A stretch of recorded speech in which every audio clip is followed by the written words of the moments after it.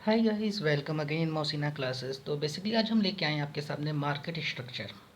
तो ये इकोनॉमिक्स का टॉपिक है जो बहुत इंपॉर्टेंट है पेपर 2 के लिए। मैनेजमेंट कॉमर्स या आप इकोनॉमिक्स से हो या फिर आप एजुकेशन से भी हो तो वहाँ पे इकोनॉमिक्स आपके सिलेबस के अंदर है। तो हम शुरू करते हैं इस वीडियो को अपने। तो पहले समझते हैं कि बेसिकली मतलब क्या होता है मार्केट का इन द मार्केट स्ट्रक्चर। तो मार्केट का मतलब जो इकोनॉमिक्स में होता है, the term market refer to a structure in which the buyer and seller of the commodity remain in close contact. तो बेसिकली मतलब क्या होता है, जहाँ पे बायर और सेलर दोनों मीट करें, यानी मीटिंग हो दोनों की, दोनों जाएं और अपनी नीड को फुलफिल करें, उसको हम कहते हैं मार्केट। यानी बायर जाएगा कमोडिटी परचेस करेगा और जो सेलर होगा वो कमोडिटी प्रोवाइड करेगा। ये हो गया बेसिक मतलब मार्केट स्ट्रक्चर का इन इकोनॉमिक्स। आगे बढ़ते हैं। बेसिस क्या क्या हो सकते हैं। तो इसके बेसिस नंबर 1 जो है आपका number of buyer and seller of the commodity. मतलब कहने का मैं किसके बेस पे हम मार्केट को डिसाइड करते हैं वो किस टाइप की मार्केट है। तो number of buyer and seller of the commodity, the nature of the commodity, जो कमोडिटी सेल हो उसका नेचर क्या है, degree of freedom in the movement of goods and factor of production. तो जो डिग्री ऑफ फ्रीडम है वो भी एक इंपॉर्टेंट फैक्टर है बिल्कुल। इसके बेस पे भी आप डिसाइड करोगे मार्केट कौन सी है। Knowledge of the buyer and seller regarding price in the market, price के बारे में क्या नॉलेज है, परफेक्ट नॉलेज है या नहीं है बायर और सेलर को, ये बात है। On the basis of mention criteria economics have classified 4 type of market. तो बेसिकली जो मार्केट है वो 4 टाइप की। एक तो आपकी परफेक्ट मार्केट है, एक आपकी मोनोपोली मार्केट है, थर्ड आपकी मोनोपोलिस्टिक है और फोर्थ आपकी ओलिगोपोली है। और नॉर्मली फिफ्थ लोग डिओपोली को बोल देते हैं, बट यहाँ पे जो मेजर है, मेजर डिवीज़न है वो यही 4 है। जो आपकी ये पहली वाली है परफेक्ट मार्केट, ये मानते हैं कि इमेजिनरी होती है, मतलब रियल वर्ल्ड में फाउंड नहीं की जाती। और मोनोपोली को भी आप कह सकते हो, बट मोनोपोली जो गवर्नमेंट ऑर्गेनाइजेशंस होती हैं गवर्नमेंट कंट्रोल वाली, वो मोनोपोली नॉर्मली होती हैं, जैसे कि इंडियन रेलवे आपका एग्जाम्पल हो सकता है इसका। खैर हम लोग आगे चलते हैं और एक वन बाई वन सबको डिस्कस कर लेते हैं। तो शुरुआत करते हैं हम लोग परफेक्ट कंपटीशन से। तो a market in which we find perfect competition between a large number of seller of homogeneous product. Homogeneous मतलब क्या होता है, बिल्कुल similar product and a uniform price, यानी similar price is called perfect competition. जहाँ पे यूनिफॉर्म प्राइस हो और सिमिलर प्रोडक्ट हो मार्केट के अंदर, तो इसको हम क्या कहेंगे, परफेक्टली कम्पिटेटिव मार्केट या परफेक्ट कंपटीशन। तो इसके कुछ फीचर्स हैं जिसके बेस पर समझ सकते हैं इसको। Large number of buyer and sellers होंगे इसके अंदर। होमोजीनियस प्रोडक्ट होगा, the product of each firm in the market is homogeneous, identical और परफेक्टली स्टैंडर्डाइज। मतलब हर तरह से क्वालिटी वाइज, साइज वाइज, हर तरह से जो होगा सिमिलर होगा, यानी होमोजीनियस होगा। ये दूसरा पॉइंट आपका है। यहाँ पे फ्री एंट्री और एग्जिट होता है, ठीक है। फर्म प्रॉफिट कर रही तो रहेगी और नुकसान हो रहा है तो चली जाएगी। प्रॉफिट जिस भी इंडस्ट्री के अंदर होगा लोग एंटर करेंगे और जहाँ लॉस होगा वहाँ से एग्जिट कर सकते हैं, यानी फ्री एंट्री एग्जिट यहाँ पे हम कह सकते हैं। परफेक्ट मोबिलिटी होती है क्योंकि यूनिफॉर्म प्राइस होती है, हर जगह जो है सिमिलरली आपको वेजेस वगैरह मिल रहा है, डेट्स वाई आप जहाँ चाहो वहाँ मोबिलिटी कर सकते हो परफेक्टली, क्योंकि हर जगह इक्वल वेजेस वगैरह सब कुछ यहाँ पे रहता है। परफेक्ट नॉलेज दोनों के पास होता है, बायर और सेलर दोनों के पास होता है। और ये जो आपकी फर्म होती है ये क्या होती है, प्राइस टेकर होती है। किससे लेती है प्राइस, इंडस्ट्री से लेती है, ओके। और प्राइस क्या होता है, यूनिफॉर्म होता है, यानी इक्वल होता है, सारे फर्म की प्राइस एक होती है। तो ये हो गया आपका। आगे चलते हैं हम लोग। तो यहाँ पे आप देख रहोगे प्राइस अंडर परफेक्ट कंपटीशन, ये कॉन्सेप्ट बहुत ज़रूरी है, समझ जाइए। तो यहाँ पे price determined by the law of supply and demand, जहाँ पे डी इक्वल टू एस होगा वही प्राइस होगी। ये प्राइस डिसाइड कौन कर रहा है, ये कर रही है इंडस्ट्री। इंडस्ट्री और फर्म में क्या अंतर है, जैसे टाटा मोटर्स है, ठीक है। तो जो आपकी टाटा मोटर्स है वो एक फर्म है। कहाँ पे फर्म है आपकी, जो व्हीकल इंडस्ट्री है उसकी एक फर्म है टाटा मोटर्स। तो जब सारे सारे व्हीकल कंपनी को ऐड कर देंगे तो वो बनाएंगे क्या, आपकी ऑटोमोबाइल इंडस्ट्री। और उसमें से जब आप एक इंडिविजुअल को उठाएंगे तो वो कहलाएंगी यूनिट। तो ये जो आपकी प्राइस डिसाइड हो रही है डी इक्वल टू एस, यहाँ पे वो डिसाइड कहाँ पे हो रही है, वो इंडस्ट्री डिसाइड कर रही है। और जो प्राइस इंडस्ट्री डिसाइड कर रही है वही फर्म क्या कर रहा है, ले ले रहा है। डेट्स वाई हम लोग यहाँ पे क्या कहते हैं, फर्म जो होती है यहाँ पे प्राइस टेकर होती है, नॉट अ प्राइस मेकर। तो यही अगला पॉइंट भी है, firm is a price taker and industry decide the price where S equal to D mint equilibrium point. इसी को हम क्या कहेंगे, इक्विलियम पॉइंट कहेंगे, जहाँ पे डी इक्वल टू एस होता है। तो डिमांड कर्व होती कैसे अंडर द परफेक्ट कंपटीशन, तो यहाँ पे जब हम बात फर्म की करते हैं तो उसका कुछ डिमांड कर्व ऐसा आता है जहाँ पे A R equal to M R होता है, ठीक है। यहाँ पे average revenue equal to marginal revenue होता है और इसी को हम कहते हैं डिमांड कर्व। तो यहाँ पे आप देख रहे हो कि ये डिमांड कर्व कैसी है, हॉरिजेंटल। तो या आपसे पूछे परफेक्ट कंपटीशन में इंडस्ट्री डिमांड कर्व कैसी होती है, तो आप कह सकते हो डाउनवर्ड स्लोपिंग होती है, ठीक है, जहाँ पे डी इक्वल टू एस होता है। और जब आपसे पूछे कि demand curve under perfect competition firm की कैसी होती है, तो आप क्या बोलोगे, बोलोगे कि ये कैसी होती है, हॉरिजेंटल होती है। तो यहाँ पे एक चीज़ और आपको याद रखनी है, या यहाँ पे कुछ ना पूछो, सिर्फ पूछे डिमांड कर परफेक्ट कंपटीशन, तो आप तब भी क्या बोलोगे, ओरिजेंटल होती है। तो ये कुछ पॉइंट्स हैं जो आपको याद रखना है। उम्मीद है समझ में आ रहा होगा।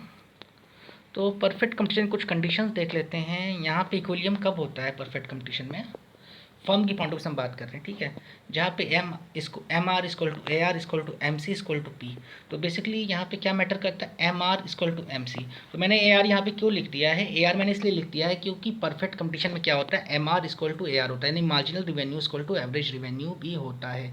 डेट्स वाई मैंने यहाँ पे M R equal to A R equal to M C लिख दिया है। और पी तो प्राइस वहीं पे डिसाइड होता है, वही प्राइस होती है ना उसकी जो मैंने आपको बताई है, तो डेट्स वाई मैंने यहाँ पे लिख दिया है। तो यानी परफेक्ट कंपटीशन में क्या होना चाहिए, M R equal to M C. अब यहाँ पे 3 कंडीशन आती है बेसिकली शॉर्ट रन के अंदर। तो वो क्या क्या होती है, एक कंडीशन होती है सुपर नॉर्मल प्रॉफिट की, जो आपसे पूछा गया था जून के पेपर के अंदर। दूसरी कंडीशन नॉर्मल प्रॉफिट और तीसरी कंडीशन लॉस की। जब आपका एवरेज रिवेन्यू मोर देन है एवरेज कॉस्ट, तो आप सुपर नॉर्मल प्रॉफिट कमा रहे हो। जब दोनों इक्वल हैं तो आप नॉर्मल प्रॉफिट पे जा रहे हो। और जब एवरेज कॉस्ट ग्रेटर है तो सीधी सी बात है, कॉस्ट ज़्यादा है रिवेन्यू कम है, तो आप लॉस पे जा रहे हो। यही लॉन्ग रन में भी करीब करीब होता है, बस यहाँ पे एल लगा देंगे आप, कॉन्सेप्ट वही है। सुपर नॉर्मल प्रॉफिट के लिए यहाँ पे लॉन्ग एवरेज रेवेन्यू जो है ग्रेटर देन रहेगा लॉन्ग एवरेज कॉस्ट से, और इसी प्रकार से फिर बात आगे बढ़ती चली जाएगी। तो ये आपका है परफेक्ट कंपटीशन। अब आते हैं मोनोपोली। मोनोपोली का मतलब क्या होता है, जहाँ पे हम बात कर रहे हैं सिंगल फर्म की, यानी कि पूरे पूरे देश के अंदर सिर्फ एक ही फर्म है जो ऑपरेट कर रही है उस इंडिविजुअल प्रोडक्ट या सर्विस के लिए। जैसे कि इंडिया के अंदर आप एग्जांपल ले सकते हो कि इंडियन रेलवे जो है मोनोपोली है। तो इसको हम और देखते हैं अच्छे से। It means an absolute power of a firm to produce and sell a product that has no close substitute. यहाँ पे यूनिक पॉइंट क्या है, कोई क्लोज सब्स्टिट्यूट नहीं होता। कैसे होगा भैया, जब सिंगल ही फर्म है तो नहीं हो सकता, सिंपल सी बात है, वही बात यहाँ बताई गई है। आगे बढ़ते हैं। Cross elasticity of demand for a monopoly product is zero. Very very important, exam में ये क्वेश्चन आ सकता है। यहाँ पे क्या है, cross elasticity of demand zero है।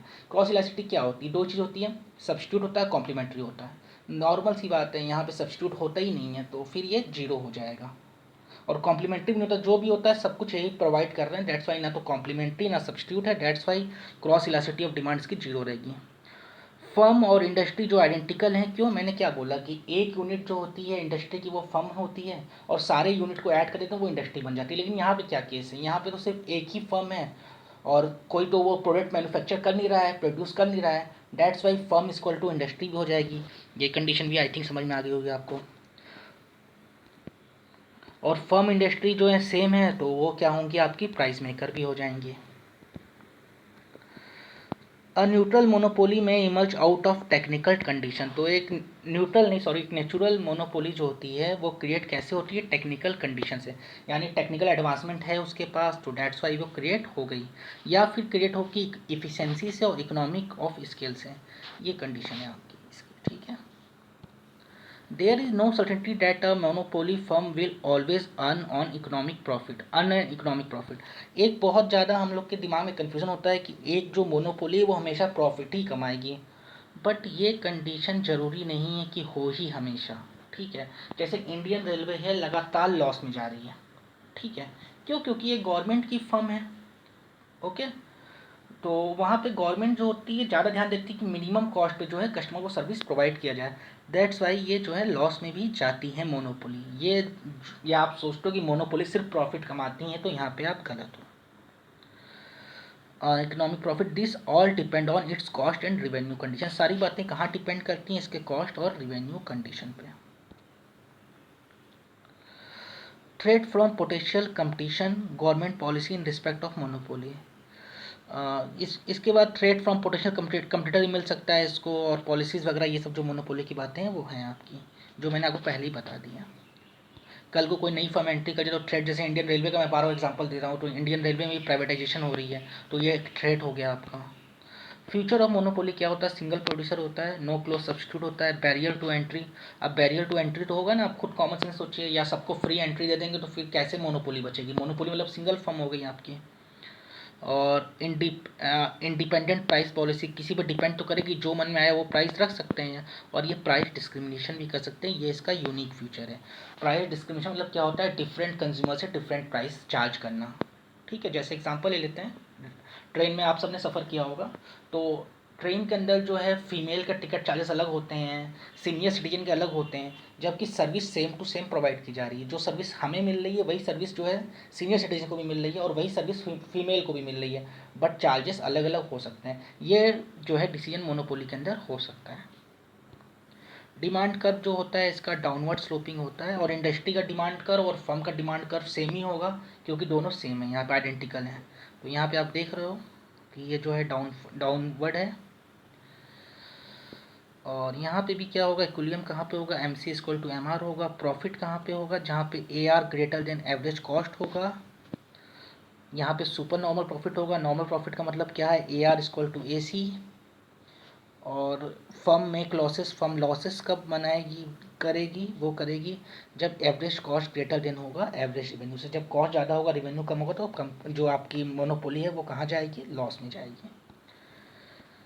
तीसरी आती है आपकी मोनोपोलिस्टिक कंपटीशन। मोनोपोलिस्टिक कंपटीशन क्या होता है? ऐसे प्रोडक्ट जो थोड़े से डिफरेंट हुए एक दूसरे से, जैसे हम नॉर्मल लाइफ में अपने ज़्यादातर पाते हैं, वो मोनोपोलिस्टिक प्रोडक्ट ही पाते हैं। जैसे टूथपेस्ट, पेप्सोडेंट भी एक पेस्ट है आपका, और कोलगेट भी एक पेस्ट है आपका, लेकिन दोनों में थोड़ा थोड़ा डिफरेंस होता है। टेस्ट में कहीं कहीं पर डिफरेंस आपको मिल जाएगा।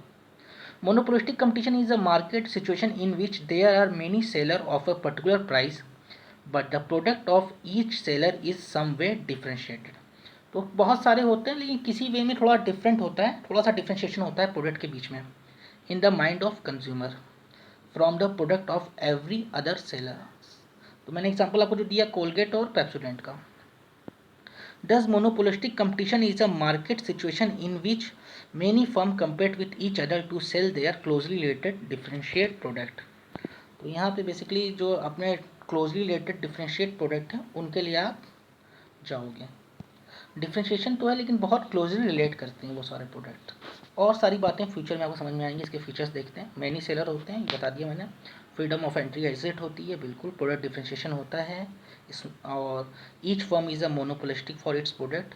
अपने प्रोडक्ट के लिए तो मोनोपोली हो गई ना, सोचने वाली बात है, क्योंकि हल्का सा उसका प्रोडक्ट जो है डिफ्रेंशिएट है। एडवर्टाइजमेंट दबा के की जाती है। Price maker for its own product के लिए प्राइस मेकर हो सकते हैं, कहीं से प्राइस देने की नीड नहीं होती इनको। डिमांड कर्व जो होता है इसके अंदर भी जो होगा आपका डाउनवर्ड होगा। बस एक छोटा सा डिफरेंस होगा, यही मैं डिस्कस करना चाह रहा हूँ आपसे। इंपॉर्टेंट पॉइंट आपके एग्जाम के लिए। Both a monopoly firm and monopoly firm have downward sloping demand curve for their product, yet there is different between the two. The demand curve of a firm under monopolistic competition is flatter और more price elastic. अब देखिए, आप इस बात को समझिए, monopolistic में क्या है, भले ही हल्का फुल्का डिफ्रेंशिएशन है, लेकिन यहाँ पे नंबर ऑफ मैन्युफैक्चर ज़्यादा है। ठीक है, सिंगल फर्म की बात नहीं है यहाँ पे। डेट्स वाई कस्टमर जो होगा प्राइस को लेकर क्या होगा? सेंसिटिव होगा। यानी थोड़ी सी प्राइस आप इंक्रीज करोगे, मान लो कोलगेट आज 50 का है और पेप्सोडेंट जो है 55 का है, कल को पेप्सोडेंट अपनी प्राइस को 70 रुपये कर देगा, तो जो पेप्सोडेंट के कस्टमर है बहुत तेज़ी के साथ कहाँ पे स्विच करेंगे? कोलगेट के ऊपर स्विच करेंगे। डेट्स वाई ये बहुत फ्लेटर होता है। यानी आप 10% प्राइस को यहाँ पे बढ़ा दोगे, फॉर एग्जांपल मैं बात कर रहा हूँ अभी मोनोपोलिस्टिक की, तो वहाँ पे कस्टमर जो होंगे वो 20% आपसे दूर हो जाएंगे। ठीक है, लेकिन जब आप यही काम करोगे मोनोपोली में 10% प्राइस बढ़ाओगे, तो कस्टमर जो दूर होंगे वो दूर होंगे आपके लेस देन 1, यानी 8%, 6%, 4%, क्योंकि उनके पास ऑप्शन नहीं है मोनोपोली के केस में। बस इतनी सी बात समझिए। तो यानी हम कह सकते हैं मोनोपोलिस्टिक का जो डिमांड कर्व होता है वो भी डाउनवर्ड स्लोपिंग होता है, और मोनोपोलिस्टिक मोनोपोली दोनों का डाउनवर्ड स्लोपिंग होता है। बट ज़्यादा फ्लेटर होता है या मोर प्राइस इलास्टिक कौन सा होता है? वो होता है आपका मोनोपोलिस्टिक, क्योंकि यहाँ पे आपके पास ऑप्शन है, भले ही क्लोज रिलेटेड, लेकिन ऑप्शंस तो हैं जो हमने रियल लाइफ में डेली देखते हैं। एग्जाम्पल ऑफ प्रोडक्ट डिफरेंशिएशन अंदर मोनोपोलिस्टिक हम देख सकते हैं। साइकिल है आपकी, जैसे एटलस है, एस्टन है, स्टार है, हिंद है, हीरो है, एनो और एवन है, एट्सेट्रा। तो ये सब एग्जाम्पल किसके हैं? मोनोपोलिस्टिक के हैं। सोप में आपके लक्स है, रिक्सोना है, हमाम है, जय है, लाइफबॉय है, पियर्स है, एटसेट्रा। प्राइस डिस्क्रिमिनेशन इसका यूनिक फीचर होता है। In short run a monopolistic firm act as in a short run a monopolistic firm act as a monopolistic the same as monopoly और मोनोस्टी अर्न्स। तो यहाँ पे एक बात बताई जा रही है कि जो शॉर्ट रन होता है वहाँ पे जो आपका मोनोपोलिस्टिक फर्म होता है वो कैसे रिएक्ट करता है, सेम एज अ मोनोपोली की तरह रिएक्ट करता है। तो उसकी जो प्रॉफिट अर्निंग वगैरह कैपेसिटी भी होती है वो ऐसी ही सेम होती है। तो सुपर नॉर्मल प्रॉफिट कब होगा, व्हेन एसी जो है होगा आपका वो कम होगा एवरेज रेवेन्यू से, क्योंकि रेवेन्यू ज़्यादा होगा तब सुपर नॉर्मल प्रॉफिट होगी। Otherwise AC equal to A R normal profit में होगा। लॉसेस कब होंगे आपको, जब एसी आपकी ज़्यादा होगी एवरेज रेवेन्यू से। तो कॉस्ट ज़्यादा है, रेवेन्यू कम है, लॉसेस इक्वल है, तो नॉर्मल प्रॉफिट। और सुपर नॉर्मल प्रॉफिट कब होगा, जब आपका एवरेज रेवेन्यू ज़्यादा है एवरेज कॉस्ट से। तो ये हो गई आपकी मोनोपोलिस्टिक। अब इसके बाद हम आते हैं ओलिगोपोली पे। ये आपका चौथा और लास्ट है। This competition is characteristics by a few firm और सेलर। यहाँ पे क्या होता है, यहाँ पे फ्यू फर्म या सेलर होते हैं सेलिंग होमोजीनियस या little differentiate product. Little homogeneous little differentiate product को यहाँ पे सेल किया जाता है। ठीक है, तो यहाँ पे देखिए लिटिल डिफ्रेंशिएट प्रोडक्ट या बिल्कुल सिमिलर प्रोडक्ट दोनों चीज़ें हो सकती हैं। जबकि मोनोपोलिस्टिक में क्या है, लिटिल डिफ्रेंशिएशन नॉर्मली होती ही होती है। अब म्यूचुअल इंटरडिपेंडेंस होती है, म्यूचुअली इंटरडिपेंड करते हैं एक दूसरे के ऊपर, क्योंकि बहुत ही फ्यू फर्म्स होती हैं। The number of seller is so small, number of seller is so small होता है, बस एक से ज़्यादा होता है, बस इतना समझ जाइए, दो भी हो सकता है, तीन भी हो सकता है, कुछ भी हो सकता है। That the market share of each firm is large enough. तो नॉर्मल सी बात है, जब बहुत कम फर्म्स होंगी तो जो मार्केट शेयर भी होगा वो भी लार्ज इनफ होगा। जैसे कि हम इस कंपटीशन को देख सकते हैं कहाँ पे, कोल्ड ड्रिंक के वॉर में पेप्सी वर्सेस कोक। ठीक है, तो वो एग्जांपल किसका है, आपका ओलिगोपोली का एग्जांपल हो सकता है। To influence the market price example mineral water, steel, cement industry, ये सब चीज़ें हैं। मिनरल वाटर में भी यही बात आती है, स्टील इंडस्ट्री में भी है, सीमेंट इंडस्ट्री में भी है। असल में इसमें बहुत सारा पैसा लगता है, तो नॉर्मली सब कोई एंट्री नहीं कर पाता ओलिगोपोली के अंदर। यही इसके फ्यूचर्स में लिखा है बैरियर्स के बारे में, क्या बैरियर्स हैं। तो ह्यूज इन्वेस्टमेंट होता है, स्ट्रॉन्ग कस्टमर लॉयल्टी होता है। पेप्सी कोक के कस्टमर एकदम लॉयल हैं अपने ब्रांड के प्रति। ठीक है, और preventing entry of an new firm by price war. तो न्यू फर्म जो है एंटर करना भी चाहेंगे तो ये लोग प्राइस वॉर के बल पे उसको जो है कंपटीशन से बाहर कर देंगे। कुछ दिन के लॉस सह लेंगे लेकिन सामने वाली फर्म को गेम से बाहर कर दिया जाएगा। टाइप्स ऑफ ओलिगोपोली में क्या होता है, पहला आपका होता है partial oligopoly. It refer to that market situation where the industry is dominated by one larger firm which is look upon as the price leader. एक लार्जर फर्म होगी जिसको हम क्या कहेंगे, प्राइस लीडर कहेंगे। Rest firm decide their price on the basis of this leader. और सारे firm बाकी जो रहेंगे वो डिसाइड करेंगे अपने प्राइस को इसके बेसिस पे। तो ये हो गया आपका पार्शियल ओलिगोपोली, यानी यहाँ पे एक फर्म जो रहेगी वो लीड करेगी आपकी। फुल ओलिगोपोली क्या रहेगी, it is that market situation where there is no price leadership. यहाँ पे सारी फर्म इक्वल रहेंगी, कोई प्राइस लीडरशिप नहीं होगी। परफेक्ट और प्योर, यहाँ पे कोई डिफ्रेंशिएशन प्रोडक्ट के बीच में नहीं रहेगा। If the firm are producing homogeneous product, example aluminium industry. ठीक है, अब एल्यूमिनियम में आप क्या डिफ्रेंशिएट करोगे, इनका एल्यूमिनियम भी वही है जो उनका एल्यूमिनियम है, नेचुरल रिसोर्स में बेसिकली आप डिफ्रेंशिएट नहीं कर पाते ना। और यहाँ पे परफेक्ट या प्योर बोल दिया गया ना, जब परफेक्ट या प्योर का वर्ड का मतलब है तो उससे आप क्या समझोगे, बात किसी कर रहा है प्रोडक्ट जो है वो होमोजीनियस यानी सिमिलर है। इम्परफेक्ट और डिफ्रेंशिएटेड का मतलब क्या हो गया, इम्परफेक्ट का मतलब हो गया oligopoly when competing firms product imperfect close substitute. तो यहाँ बेसिकली क्या किया जा रहा है, क्लोज सब्स्टिट्यूट है। Which are somehow differentiated, किसी प्रकार से डिफ्रेंशिएशन है इनके अंदर।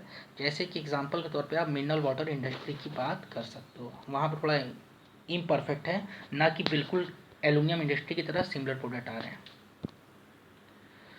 इसके बाद सिंडिकेट इंडस्ट्री होती है। सिंडिकेट क्या होता है, एक सिस्टम होता है basically, situation where the firm sell their product through a centralise syndicate. तो सारे फर्म अपने प्रोडक्ट को एक सिंडिकेट को दे देते हैं और वो सिंडिकेट फिक्स करता है प्राइस और output quotas for all the firms.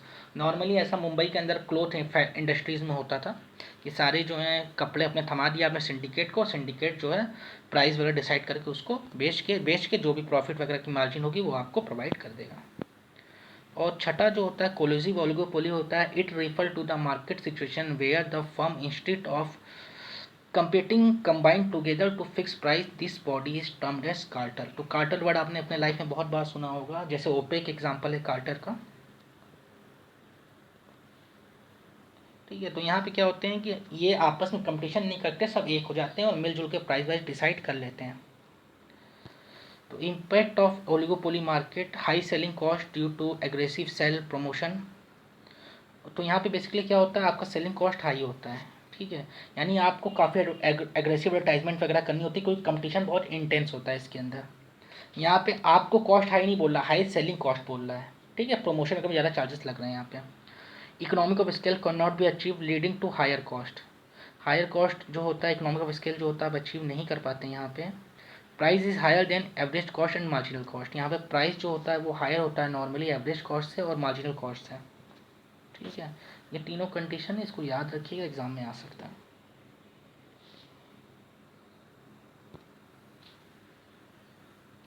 Model की बात करते हैं। पहला मॉडल है कार्नोट का डुओपोली मॉडल। ये आपका नॉन कोलिजिव ओलिगोपोली, ये आपके एग्जाम में पूछ चुका है। कोलिजिव ओलिगोपोली कौन कौन सी है और नॉन कोलिजिव ओलिगोपोली कौन कौन सी है, इनके नाम याद रखना बहुत जरूरी है। पहला बोल रहा है Carnot duopoly model. Carnot was the first economist develop a formal oligopoly model in the form of a duopoly model with two firm dealing in mineral water business. तो उन्होंने मिनरल वाटर के बेस पे दिया था आपका Carnot duopoly model, जो कि आता है नॉन कोलिजिव ओलिगोपोली के अंडर में। तो इन्होंने क्या कहा था, in this model both firm together, दोनों फर्म साथ में रहती हैं। एग्जाम्पल, टू फर्म में क्वांटिटिव डिसीजन, साथ में ही क्वांटिटिव डिसीजन करती हैं। और दूसरा जो है आपका स्टेकबर्ग डुओपोली मॉडल है, ये भी बिल्कुल सिमिलर है, बट यहाँ पे क्या होता है, एक फर्म जो होती है वो डिसीजन पहले लेती है। ठीक है, फर्स्ट मूविंग एडवांटेज लेती है। यहाँ पे देखते हैं क्या है। This model was developed by the Heinrich Stackelberg. Here the market is duopoly similar to Cournot model. The only difference is that the model assume that the two firm do not make their quantity decision simultaneously. यानी साथ में नहीं लेती decision अपने कि हमें कितना quantity produce करना। When one intelligent firm move first, it is, एक इंटेलिजेंट फर्म जो रहती है वो मूव फर्स्ट कर जाती है। If in any market one firm is dominated, then this firm announce its product first, then other firm और follower can earn profit by producing lesser quantity. अब सीधी सी बात है कि दो ही फर्म है इंडस्ट्री के अंदर, और एक फर्म ने क्वांटिटी पहले बता दी कि हम इतना क्वांटिटी प्रोड्यूस कर रहे हैं या इतने प्राइस और इतना प्राइस रखेंगे, ऑल डेट सारी डिटेल उसने पहले ही जो है रिवेल कर दी, और उसने मैन्युफैक्चरिंग शुरू कर दी, मार्केट प्रोवाइड कर दिया, सप्लाई दे दी। उस कंडीशन दूसरे फर्म के पास ऑप्शन क्या बचेगा, वो कम जो है वो प्रोड्यूस करेगी। तो यही बात यहाँ पे बोली जा रही है। तो यहाँ पे जो फर्स्ट मूव का एडवांटेज होता है इंटेलिजेंट फर्म उठा लेती है। यही डिफरेंस है आपका स्टेकबर्ग डुओपोली मॉडल में और जो आपका है कार्नोट डुओपोली मॉडल। अब तीसरा है स्वीजी वाला, जो कि आपने नाम सुना ही होगा, किंकी डिमांड स्वीजी मॉडल। ठीक है, इसमें क्या होता है, स्टिकी प्राइस होती है बेसिकली। अब क्या होता है, एक एग्जांपल लेते हैं, चीज़ें क्लियर हो जाएंगी आपको। मान लीजिए दो फर्म है, पेप्सी और कोक। ठीक है, पेप्सी ने कहा ऐसा करते हैं कि हम अपने कोल्ड ड्रिंक का दाम बढ़ा देते हैं। तो दाम क्यों बढ़ा रहे हैं, कि रेवेन्यू बढ़ाने के लिए, अर्निंग के लिए बढ़ा रहे हैं, और इसलिए बढ़ा रहे होंगे। तो पेप्सी ने अपने दाम को बढ़ा दिया। अब कोक ने क्या किया, या तो कोक ने वहीं पे प्राइस रखा अपना, ठीक है, या फिर प्राइस को फॉल कर दिया। तो अब जो उनको एक्स्ट्रा रिवेन्यू होने वाला था वो तो होगा नहीं। क्यों नहीं होगा, क्योंकि उनके कंज्यूमर भी तो कम हो जाएंगे। क्योंकि भाई जो सामने वाला कंपटीटर है, जो आपका सब्स्टिट्यूट है, यानी जो कोक है, उसने प्राइस या तो वहीं पर रखा या नीचे कर दिया, एक लॉस। दूसरा इसमें कंडीशन आती है, या आपने प्राइस घटा दिया कि भाई हम चाहते हैं कि हमारे कस्टमर बेस बढ़े, डेट्स ने प्राइस घटा दिया, सामने वाला एक प्राइस आपका घटा देगा, ले दे के फिर कंज्यूमर आपके वहीं पे हैं। तो कहने का मतलब ये है कि यहाँ पे जो स्टिकी प्राइस होती है, कंपनी बचती है, क्योंकि दोनों कंपटीशन है, या आप कोई भी एक्शन लोगे उसका तुरंत रिएक्शन हो जाएगा, और जब तुरंत रिएक्शन होगा तो ले दे के बाद जो कस्टमर आपके हाथ में थे वो भी आपसे छिटक जाएंगे, और जो रिवेन्यू आपके पास आ रहा था वो भी आपका और कम हो सकता है। डेट्स वाई यहाँ पे क्या होता है, स्टिकी डिमांड होती है। ठीक है, मतलब डिमांड करीब करीब उतनी ही रहती है हमें नॉर्मल केसेस में। This model of oligopoly was developed by Paul M. Sweeney and by Hall and Hitch in the same year 1939। तो हॉल एंड हिच और पॉल एम स्वीजी का जो है ये मॉडल है, बेसिकली स्वीजी मॉडल इसको कहते हैं। Demand king demand based on one fact, price and output once determined tend to remain same even if there is considerable change in the cost of production. Cost of production भी change हो रहा है उसके बाद भी जो आपकी demand होगी, ठीक है, प्राइस होगी, सॉरी प्राइस जो होगी वो आपकी सेम रहेगी, ठीक है। Kinked demand curve base on fact, price and output once determined tend to remain same, ठीक है। प्राइस और आउटपुट जो रहेगा वो रिमेन कांस्टेंट रहेगा, क्योंकि वही रीज़न है मैंने ना कहा कि आप पहले मूव करोगे तो सामने वाला आपका अपोजिट मूव कर जाएगा, तो आपका जो मूवमेंट है जिसलिए आप कर रहे हो उसका प्रभाव वहाँ पे नहीं पड़ेगा। इट प्राइस इज स्टिक, तो इसके प्राइस स्टिक होते हैं, जैसे मैंने एग्जांपल आपको कोक और पेप्सी का दिया ही था। इसके बाद कोलोजी और ओलिगोपोली में दो चीज़ें आती हैं, एक आता है कार्टर मॉडल और एक आता है आपका, एक मिनट, और दूसरा आता है आपका प्राइस लीडरशिप मॉडल। देख लेते हैं। Cartel model, it is a pure form of collusion model, here all the firm affirm to their interdependence and set price together, there is formal agreement. तो यहाँ पे सारे फर्म फॉर्मल एग्रीमेंट कर लेते हैं, भैया हम इतनी क्वांटिटी मैन्युफैक्चर करेंगे, प्रोड्यूस करेंगे और इतने प्राइस पे बेचेंगे। It is a eradication of price war with in the competing firm, तो ये क्या होता है, प्राइस वॉर को ख़त्म कर देता है जो चल रही है फर्म्स के बीच में। The joint profit under cartel model is more than the profit earn by the firms independently, जो इनका जॉइंट प्रॉफिट होता है वो ज़्यादा होता है कंपेयर टू जो ये अकेले इंडिपेंडेंटली अर्न करेंगे उससे। और प्राइस लीडरशिप, इसके बाद इसका एग्जांपल ओपेक है, याद रखिएगा, हो सकता है एग्जांपल से मैच तो कॉलम पूछ ले आपसे। इसके बाद प्राइस लीडरशिप मॉडल होता है, it is a imperfect collusion which is not formally written और डॉक्यूमेंटेड। तो ये जो होता है ना, ये भी एकदम यही इसी तरह होता है जो आपका कार्टेल होता है, बट यहाँ पे क्या है ना, ये छिप के करते हैं, ये पब्लिक में नहीं पता होता इनको, ये कोई डॉक्यूमेंट नहीं होता, फॉर्मली रिटन नहीं होता, डेट्स वाई ये इनलीगल भी होता है।